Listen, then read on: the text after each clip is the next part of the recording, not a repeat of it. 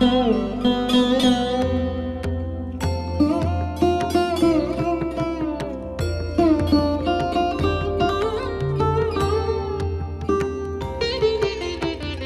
তো ভোর হয়ে এসছে, একটু পরেই ও আসবে আমাকে নিতে।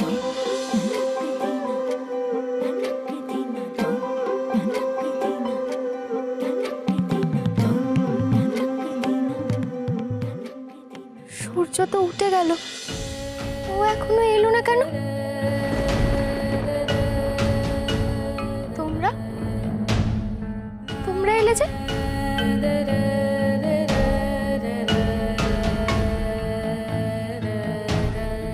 সে সে কোথায়? সে আসবে না বলেছে। আসবে না? না, সে আর কোনোদিনও তোমার কাছে আসবে না। এই খবরটাই আমাদের দিতে পাঠিয়েছেন।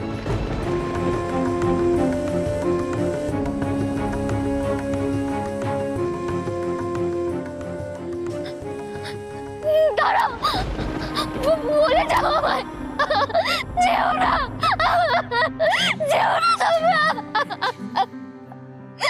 একবারটি বলে যাও, দাঁড়াও না, বলে যাও আমায় একবারটি। খোঁজে ফিরে মন সারাক্ষণ, চোখ রেখেছিল যার চোখে, যে মুখটি রয়ে গেছে মনে, অগোচরে গভীর গোপনে। খোঁজে ফিরে মন বলে যাও। সারাক্ষণ।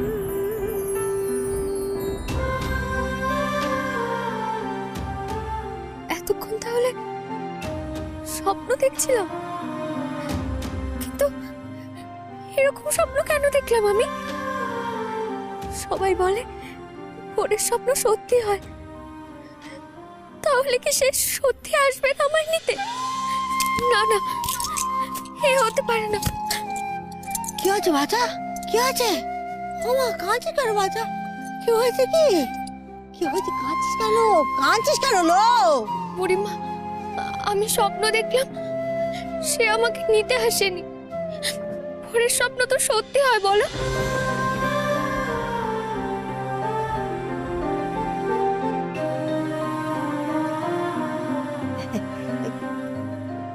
কে বলেছে তোকে? হ্যাঁ, এইসব কথা ভেবে একবারে মন খারাপ করতে নেই, বুঝলে বাচ্চা?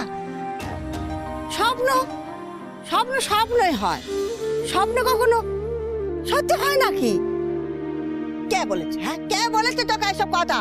আমি কি তোকে এসব কথা বলেছি যে ভোরের স্বপ্ন সত্যি হয়? বলেছি আমি তোকে? তবে শুধু শুধু ভয় পাচ্ছিস।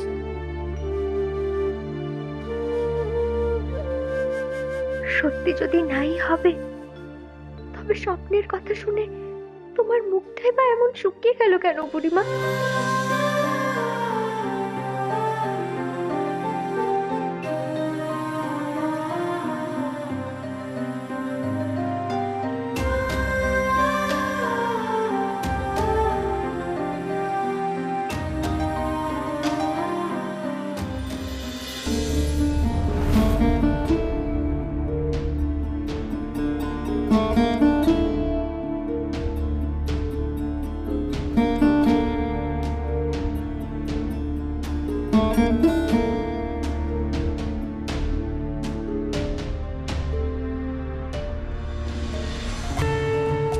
এই তো স্নান হয়ে গেছে, চল এবার যজ্ঞস্থলে যেতে হবে। চল। মা দাঁড়াও, মা আমার তোমাকে কিছু কথা বলার আছে। কি তখন থেকে কথা আছে করে যাচ্ছিস? কি হয়েছে তাড়াতাড়ি বল দেখি। ওদিকে যে গুরুদেব তোর জন্য অপেক্ষা করছেন। এই যজ্ঞের আয়োজন কিসের জন্য করা হচ্ছে মা? কেন করা হচ্ছে? তোর উপযুক্ত বউ খুঁজে পেতেই গুরুদেব এই মহান আকবাস যজ্ঞের আয়োজন করেছেন। তুই তো জানিস কুমার, এতগুলো রাজ্যের রাজকুমারীরা আসা সত্ত্বেও কেউই পরীক্ষায় উত্তীর্ণ হতে পারেনি। তাই গুরুদেবকে বারণ করে দাও মা, গুরুদেবকে বারণ করে দাও। আমার জন্য কাউকে খোঁজার কোনো প্রয়োজন নেই। ছি কুমার, এসব কথা বলতে আছে? তুই বিয়ে করবি, সংসারে তুই থিতু হবি, তবেই না আমরা নিশ্চিন্ত হতে পারবো। তাই বিয়ে করব না বললে হবে না, বিয়ে তোকে করতেই হবে। ছোট ছোট, এখনো হলো না তোর? দুটি মুদ্রা নিতে এত সময় লাগে? রাত্রে তৃতীয় প্রহর লাগতে চললো যে, দেরি হলে বিপদ হবে জানিস না? এই তো দিদি যাচ্ছি। ঠিক আছে, ছেলেকে নিয়ে আয়। যে কারণে এই যোগ্য, সেই বিয়ে তো আমার হয়ে গেছে, আর সে কথা কেউ শুনতেই চাইছে না। কিন্তু একজন আছে যে আমার সব কথা শুনবে। হ্যাঁ, আর গুরুদেব তো বলেই দিয়েছেন যজ্ঞের আয়োজনে কোনো রকম কোনো বিঘ্ন ঘটা চলবে না। আর আমিও চাই না কোনো রকম কোনো ফাঁক থাকুক। চল কুমার, চল।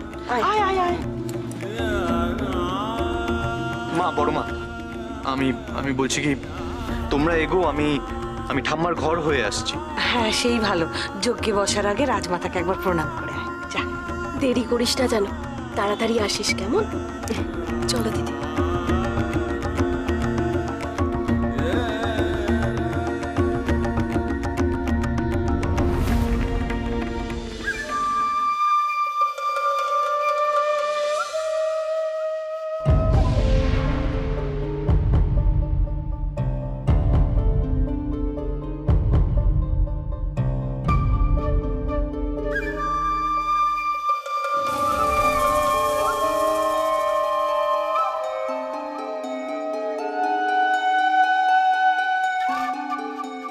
জাদুকর আজকে পূর্ণিমার রাতে সমুদ্রের ধারে সাধনা করতে গেছে।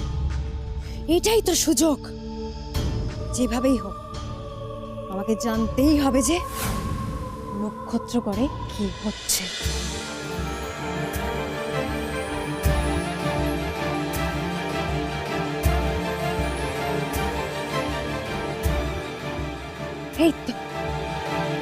এই তো সেই জায়গা যেখানে দূরের জিনিস কাছে দেখা যায়।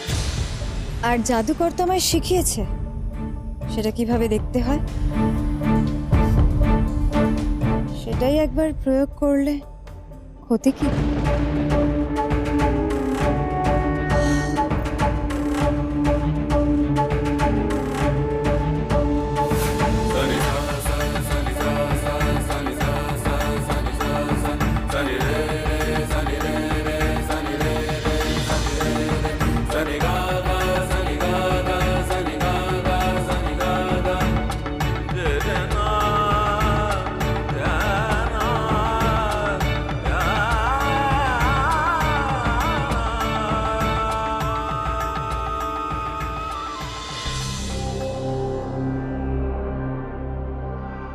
তোমাদের যজ্ঞের আয়োজন করতে আর কত সময় লাগবে?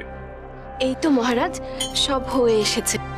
দিদি, তুমি সবকিছু দেখে নাও তো ঠিকঠাক আছে কিনা। হ্যাঁ, আমি তো সব ঠিকঠাকই দেখছি, কিন্তু এখানে 6 রকম ধাতু আছে। গুরুদেব বলেছিলেন 8 রকম ধাতুর প্রয়োজন। সে কি? ভুল হয়ে গেছে তাহলে। আমি বরং ঘর থেকে সোনা আর রূপার মুদ্রাটা নিয়ে আসছি, কেন? তাহলেই তো 8 রকম হয়ে যাবে। যাও যাও, শিগগিরই গিয়ে নিয়ে এসো।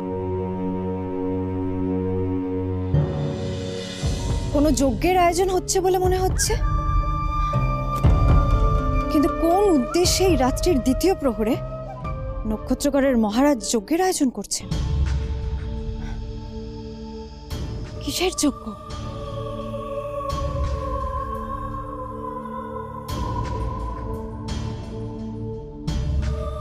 নক্ষত্রকরের রাজকুমারকে তো দেখতে পাচ্ছি না।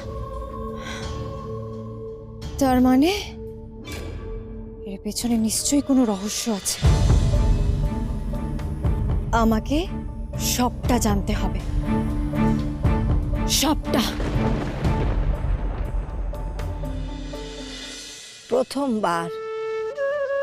প্রথমবার তুই শ্বশুর বাড়ি যাবি। শ্বশুর শাশুড়ি প্রথমবার তোর মুখ দেখবে।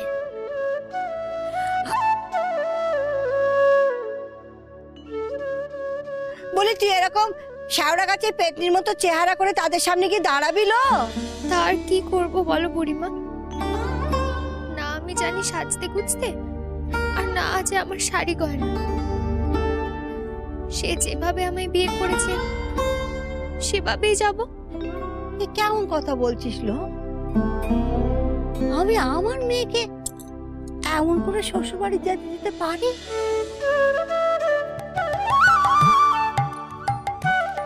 চোখ বন্ধ কর দেখি।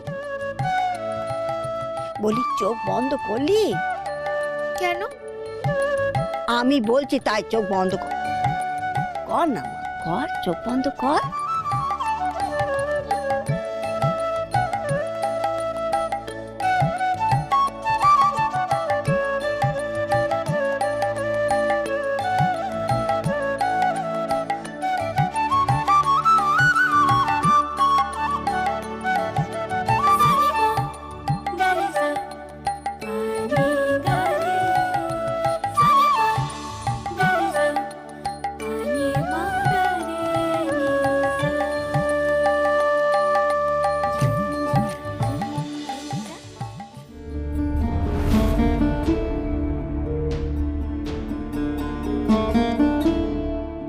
ঠাম্মা,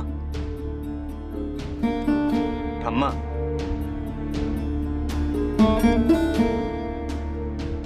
দাদু ভাই,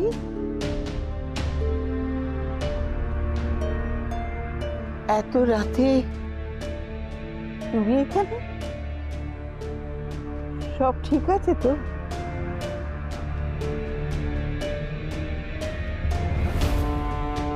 তবে তোকে এত মন মরা লাগছে কেন দাদু ভাই? বড় কোনো সমস্যায় পড়েছিস? হ্যাঁ ঠাম্মি, গভীর সমস্যায় পড়েছি আমি। ঠাম্মি, আমার বিবাহের জন্য রাজকন্যাদের পরীক্ষা নিয়ে অনেক তামাশা হয়েছে। এখন শুনছি আবার যোগ্য করে আমার উপযুক্ত বউ আনা হচ্ছে। তাতে ক্ষতি কি? এই নক্ষত্রগড়ের পাটরানী হওয়া কি মুখের কথা? তাকে শুধু রূপবতী হলেই হবে না, নানা গুণে গুণবতীও হতে হবে। তুমিও সবার সাথে একমত হলে ঠাম্মা? ঠিক আছে, তোমরা আমার বউয়ের মধ্যে যা যা গুণ চাইছো সে সব গুণ আমার পছন্দের মেয়ের মধ্যেও তো থাকতে পারে। থাকতেই পারে। তাহলে আমি যদি নিজে পছন্দ করে আমার বউ আনি, তুমি মানবে না তাকে? মানবে না তাকে নক্ষত্রগড়ের পাটরানী হিসেবে? মানব বই কি? তেমন কাউকে খুঁজে পেয়ে থাকলে তুই আমাকে বল দাদু ভাই। কোথাকার রাজকন্যা সে? কি তার পরিচয়?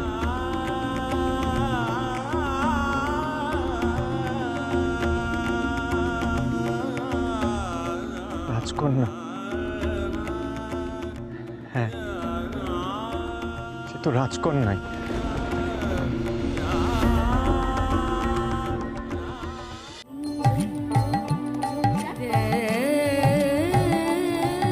নে বাচ্চা, এবার চোখ খোল।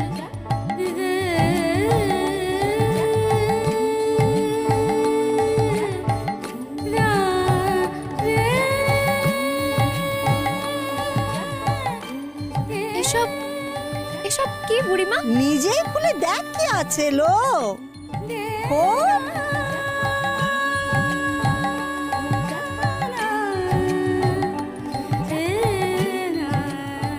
খোল বাচ্চা।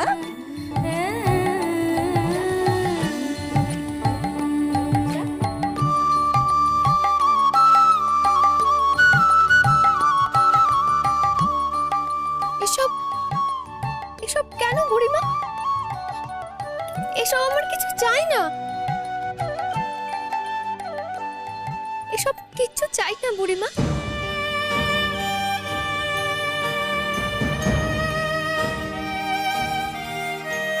তুমি শুধু আমায় আশীর্বাদ করো যেন আমি স্বামী সংসার নিয়ে সুখে ঘর করতে পারি।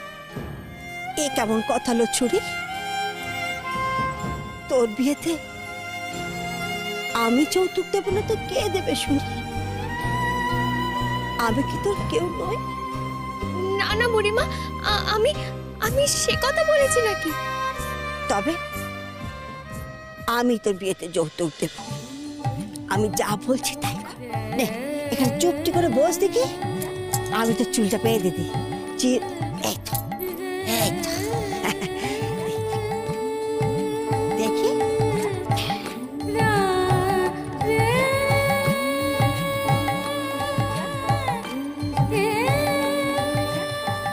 আজ তোকে মনের মতো করে সাজাবো, মনের সব স্বাদ মিটিয়ে সাজাবো। দেখিস তারা তোর থেকে চোখ ফেরাতে পারবে না, পারবে না ফেরাতে।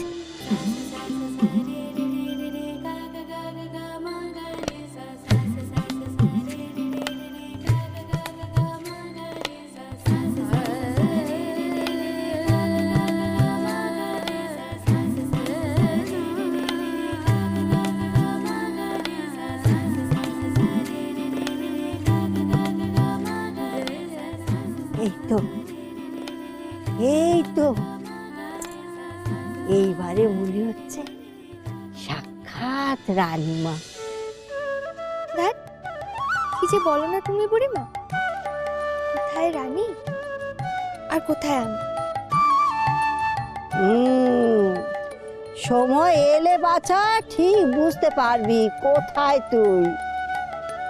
দেখ দেখি, দেখ দেখি একবার মুখখানা নিজের কেমন দেখায়।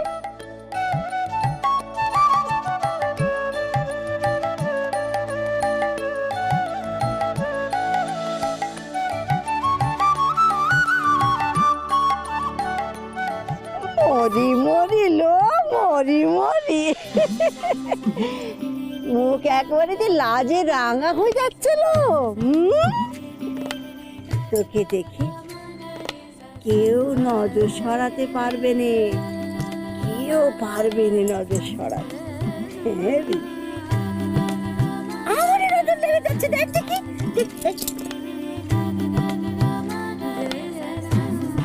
নজরটা লাগে আমার মেয়ের।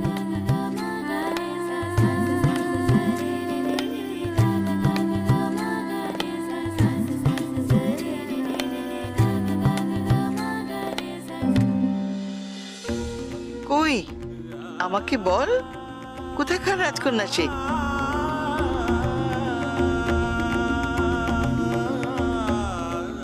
সে যদি রাজকন্যা না হয়, মেনে নেবে না তাকে? এসব কি বলছিস দাদু ভাই? রাজবংশের মেয়ে না হয়ে অন্য কেউ এই প্রাসাদের চৌকাঠ পার হবে?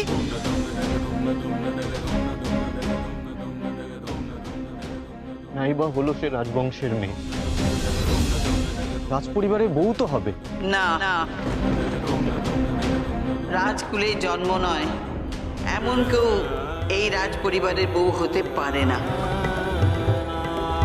কেন ঠাম্মা? তোমার সব আবদার আমি আজ অবধি মেনে নিয়েছি দাদু ভাই, কিন্তু এমন আবদার তুমি ভুলেও করো না। এমন সর্বনেশে ইচ্ছে তোর মাথায় কে ঢোকালো বল দেখি? ঠাম্মা, তুমি আমার কথা বুঝতেই চাইছো না। খুব বুঝেছি। নক্ষত্রগড় রাজবংশ যে সে রাজবংশ নয় দাদু ভাই। আর যাই করিস এ বংশের মান সম্মান ধুলোয় লুটোস না, তাহলে আমি মরেও শান্তি পাবো না।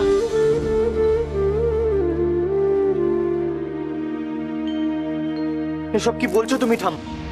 কুমার, এই তো কুমার, ওদিকে যজ্ঞ শুরু হয়ে গেছে। ঠাকুমাকে প্রণাম করে এক্ষুনি চলো, নইলে এই মহারাজ রাগ করবেন যে। চলো।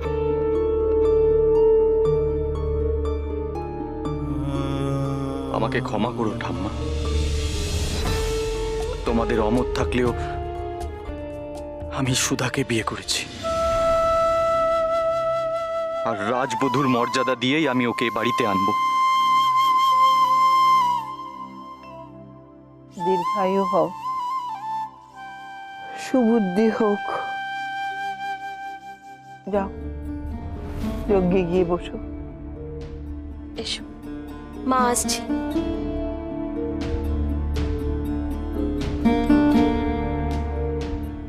কার কথা বলতে চাইছিল দাদু ভাই?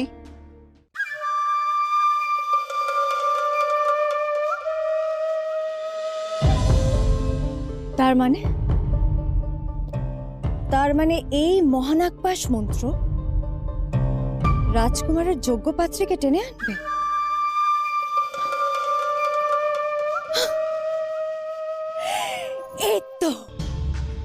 এই তো সেই মোক্ষম সুযোগ। এটার জন্য আমি কতদিন ধরে অপেক্ষা করে আছি। নক্ষত্র করে ঢুকতে হলে রাজকুমারের যোগ্য পাত্রী হিসেবে ঢুকতে হবে। আর সবাই ভাববে এই মহানাগপাশ মন্ত্রের জোরেই আমি চলে এসেছি সেখানে। তখন এই বিবাহ আর কেউ আটকাতে পারবে না। কিন্তু রাত পেরিয়ে গেলেই তো যজ্ঞের সময় পেরিয়ে যাবে।